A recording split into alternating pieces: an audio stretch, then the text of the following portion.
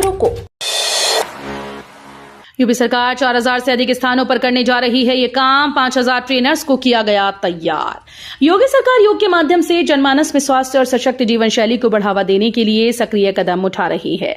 इसी के तहत प्रदेश भर में अंतर्राष्ट्रीय योग दिवस के अवसर पर 15 जून से 21 जून तक योग सप्ताह मनाया जाएगा। इस दौरान जनपद, तहसील, ब्लॉक और ग्राम पंचायत स्तर पर सामूहिक योग कार्यक्रम, सेमिनार, कार्यशाला, संगोष्ठी, भाषण प्रतियोगिता, रंगोली प्रतियोगिता, निबंध लेखन और स्लोगन प्रतियोगिता सहित कई प्रतियोगिताओं का आयोजन किया जाएगा। गोरखपुर वासियों के लिए खुशखबरी। अब 51 ग्रामीण रूटों पर चलेगी रोडवेज की 70 नई बसेस। गांव के लोगों व किसानों की सुविधा के लिए गोरखपुर परिक्षेत्र के 51 ग्रामीण रूटों पर रोडवेज की 70 नई बसेस चलाई जाएंगी। गोरखपुर परिक्षेत्र में पड़ने वाले गांव और कस्बे भी सीधे जिला मुख्यालयों से जुड़ जाएंगे। गांव के लोगों का आवागमन सुगम होगा। परिवहन निगम ने ग्रामीण रूट तैयार कर शासन से 9 मीटर लंबी अधिकतम 40 सीटों वाली छोटी साधारण बसेस की मांग की है। प्रदेश में चुनाव व्यवस्था में बड़े बदलाव की तैयारी। आम जनता चुनेगी जिला पंचायत अध्यक्ष और ब्लॉक प्रमुख। प्रदेश सरकार सांसद और विधायक की ही तरह यूपी में जिला पंचायत अध्यक्ष और ब्लॉक प्रमुख का चुनाव भी सीधे जनता से कराने पर मंथन कर रही है। सूत्रों की माने तो प्रदेश सरकार जल्द ही इस बारे में केंद्र सरकार को प्रस्ताव भेज सकती है। माना जा रहा है कि अगर केंद्र ने राज्य सरकार के इस प्रस्ताव पर मुहर लगा दी तो आगामी पंचायत चुनाव में ही इस नई चुनाव प्रक्रिया को लागू कर दिया जाएगा। गौतम बुद्ध नगर के 5 थाने जल्द होंगे ISO प्रमाणित। फरियादियों का काम होगा आसान। गौतम बुद्ध नगर कमिश्नरेट पुलिस के 5 और थाने जल्द ही ISO प्रमाणित हो जाएंगे। ये थाने अंतर्राष्ट्रीय मानकों का पालन करने हेतु तैयार हो रहे हैं।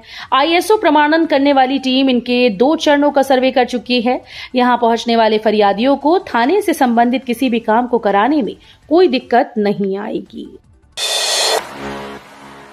PHU PG एडमिशन शुरू। जून में इस दिन तक करें आवेदन। बनारस हिंदू विश्वविद्यालय ने 2025-26 सत्र के लिए PG कोर्स में एडमिशन का शेड्यूल जारी कर दिया है। इच्छुक छात्र 10 जून 2025 तक ऑनलाइन फॉर्म भर सकते हैं।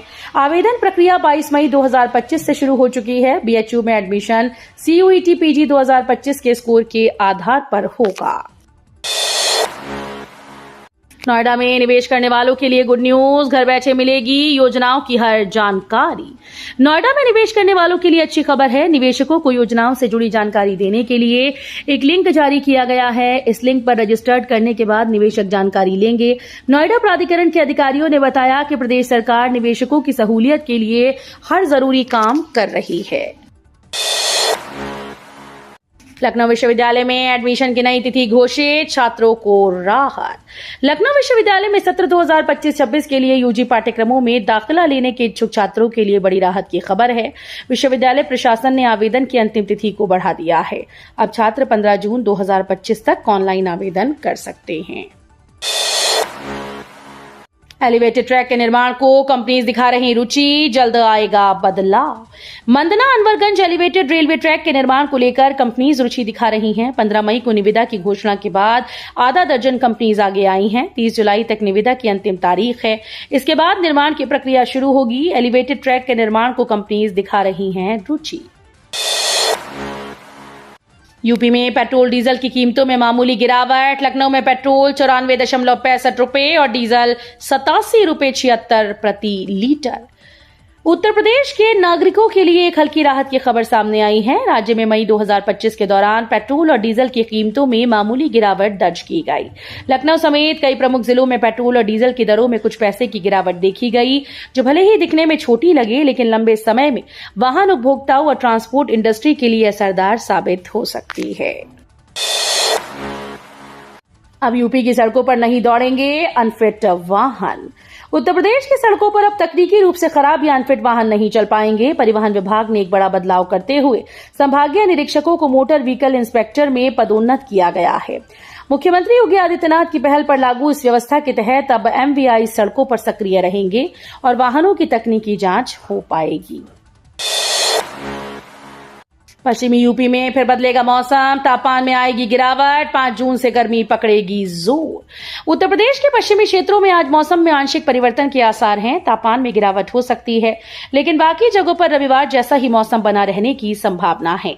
मंगलवार को पूरे प्रदेश में बारिश के आसार बन रहे हैं। इससे तापमान में 2 से 4 डिग्री की कमी दर्ज की जाएगी। आंचलिक मौसम विज्ञान केंद्र लखनऊ के वरिष्ठ वैज्ञानिक अतुल कुमार सिंह ने बताया कि पश्चिमी यूपी सोमवार से ही छिटपुट बारिश की शुरुआत हो जाएगी। कानपुर में सपा पदाधिकारी समेत 300 कार्यकर्ताओं पर केस दर्ज। यूपी के कानपुर में कोतवाली पुलिस ने समाजवादी पार्टी के पदाधिकारियों और कार्यकर्ताओं के विरुद्ध रविवार को मामला दर्ज किया। दरअसल उप निरीक्षक नितिन कुमार ने बिना अनुमति के धरना प्रदर्शन, सड़क जाम और सरकार विरोधी नारेबाजी करने का आरोप लगाते हुए थाने में तहरीर दी, जिसके बाद पुलिस ने सपा पदाधिकारी समेत 300 कार्यकर्ताओं पर केस दर्ज किया। अब्बास अंसारी की विधायकी जाने पर ओपी राजभर ने लिया बड़ा फैसला।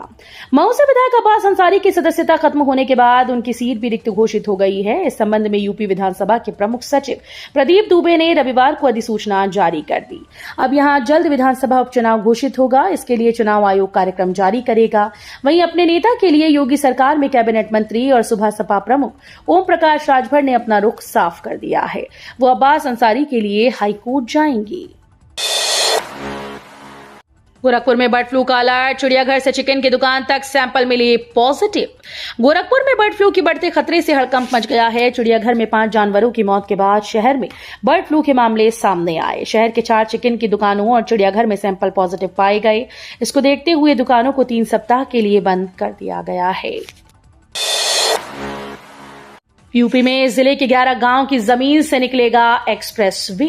उत्तर प्रदेश में एक और एक्सप्रेसवे निर्माण को लेकर भूमि अधिग्रहण का प्लान तैयार किया जा रहा है। यह एक्सप्रेसवे तहसील के 11 गांव से होकर गुजरने वाला है। जमीन अधिग्रहण जमीन के मालिकों की सहमति से किया जाएगा। जमीन अधिग्रहण को लेकर जनपद स्तरीय समिति की बैठक भी करवाई जाएगी। कार्यभार संभालने के बाद सीएम योगी आदित्यनाथ से मिले डीजीपी राजीव कृष्णा, आगे बढ़ने को प्रतिबद्ध। उत्तर प्रदेश पुलिस के कार्यवाहक पुलिस महानिदेशक राजीव कृष्णा ने रविवार को दिन में मुख्यमंत्री योगी आदित्यनाथ से उनके सरकारी आवास 5 कालीदास मार्ग पर शिष्टाचार भेंट की। करीब आधा घंटा की इस मुलाकात में राजीव कृष्णा ने मुख्यमंत्री का धन्यवाद ज्ञापित किया और आभार प्रकट किया। कार्यवाहक पुलिस महानिदेशक राजीव कृष्णा 2 जून को पुलिस मुख्यालय में मीडिया के साथ अपनी कार्य योजना और चुनौतियों पर चर्चा करेंगे। उत्तर प्रदेश के 19 जिलों की 375 सड़कें होंगी चकाचक। योगी सरकार ने खोला 212 करोड़ का खजाना। शासन ने प्रदेश के विभिन्न जिलों की सड़कों के निर्माण के लिए 212.02 करोड़ रुपए की राशि स्वीकृत की। इस राशि से बहराइच, गोंडा, बलरामपुर, श्रावस्ती, आगरा, बाराबंकी, शाहजहांपुर, महाराजगंज, गोरखपुर, कुशीनगर, अलीगढ़, हाथरस, सहारनपुर, मिर्जापुर, प्रतापगढ़, देवरिया, बदायूं, भदोही, सोनभद्र की 375 सड़कों का कायाकल्प किया जाएगा। एनएचएआई बनाएगी 4 किलोमीटर लंबा Shahberi elevated road. Greater Noida to Ghaziabad का सफर होगा नॉन। ग्रेटर नोएडा वेस्ट में शाहबेरी एलिवेटेड रोड की विस्तृत परियोजना रिपोर्ट भारतीय राष्ट्रीय राजमार्ग प्राधिकरण तैयार करेगा। सड़क का निर्माण भी एनएचएआई से कराया जाएगा। इस पर आने वाले खर्च की रकम ग्रेटर नोएडा प्राधिकरण ने जारी कर दी। ग्रेटर नोएडा वेस्ट के सेक्टर 4 से शाहबेरी होते हुए राष्ट्रीय राजमार्ग 9 को जोड़ने के लिए 4 किलोमीटर लंबा एलिवेटेड रोड प्रस्तावित है। नंदग्राम योजना के खरीदारों के लिए गुड न्यूज। जीडीए ने शुरू किया प्लॉट्स तक बिजली पहुंचाने का काम। गाजियाबाद विकास प्राधिकरण ने नंदग्राम योजना के पी और बी पॉकेट में नवसृजित प्लॉट को लोगों ने नीलामी के दौरान खरीदा था। अब यहां आवासीय निर्माण कार्य योजना आरंभ कर दी है। जीडीए ने नवसृजित प्लॉट को बिजली आपूर्ति के लिए विद्युतीकरण का कार्य आरंभ कर दिया है। गाजियाबाद विकास प्राधिकरण की ओर से निविदा प्रक्रिया पूर्ण कर विद्युत निगम की ओर से पोल और केबल डालने का कार्य आरंभ किया गया। एयरपोर्ट में दिखेगी बनारस और हरिद्वार के घाटों की झलक। नोएडा इंटरनेशनल एयरपोर्ट से जल्द उड़ानें शुरू करने के लिए तेजी से निर्माण कार्य पूरे कराए जा रहे हैं। उड़ानों के लिए सबसे अहम टर्मिनल का डिजाइन बनारस और हरिद्वार गंगा घाटों की तर्ज पर किया जा रहा है।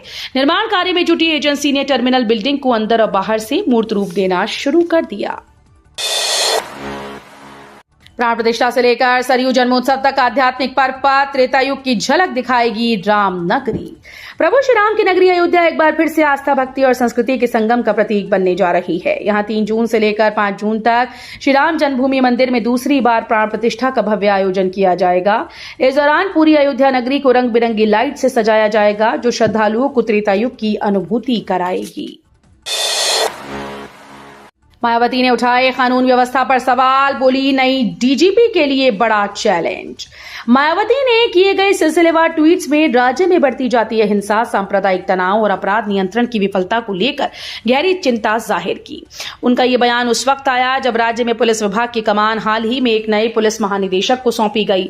मायावती ने ट्वीट में लिखा कि देश के विभिन्न राज्यों में से खासकर यूपी में सामंती व आपराधिक तत्वों का वर्चस्व होने से जातिवादी व सांप्रदायिक द्वेष, हिंसा, अन्याय, अत्याचार और लोगों को उजाड़ने आदि की कार्रवाइयों से साबित है कि यहां कानून का राज सही से नहीं चल रहा। सीसीएसयू ने किया ऐसा कमाल, छात्राओं को 70 में से दिए 78 अंक, परीक्षा नियंत्रक बोली।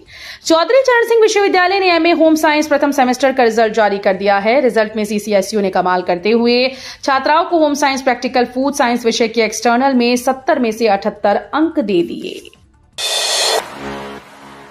8वें वेतन आयोग पर नया अपडेट, लग सकता है झटका। केंद्र द्वारा जनवरी में 8वें वेतन आयोग को मंजूरी के बाद सदस्यों और अध्यक्ष की नियुक्ति अब तक नहीं हुई। पिछले महीने प्रतिनियुक्ति के आधार पर करीब 35 पदों को भरने का प्रस्ताव सामने आया, उस पर भी कुछ अपडेट नहीं। 7वां वेतन आयोग 31 दिसंबर 2025 को खत्म हो रहा है। आयोग की सिफारिशों को लागू करने में 12 से 18 माह का समय लगता है।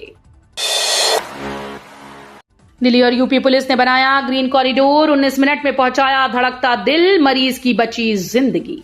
दिल्ली और उत्तर प्रदेश पुलिस के सहयोग से बने ग्रीन कॉरिडोर ने केवल 19 मिनट में धड़कते हुए दिल को दक्षिणी दिल्ली के निजी अस्पताल में पहुंचाया। अंगदान के बाद गाजियाबाद के निजी अस्पताल से दिल को सुबह 11:40 पर लेकर निकले। करीब 17 किलोमीटर का सफर तय करने के बाद ओखला रोड स्थित निजी अस्पताल में 11:59 बजे तक दिल को सुरक्षित पहुंचा दिया गया।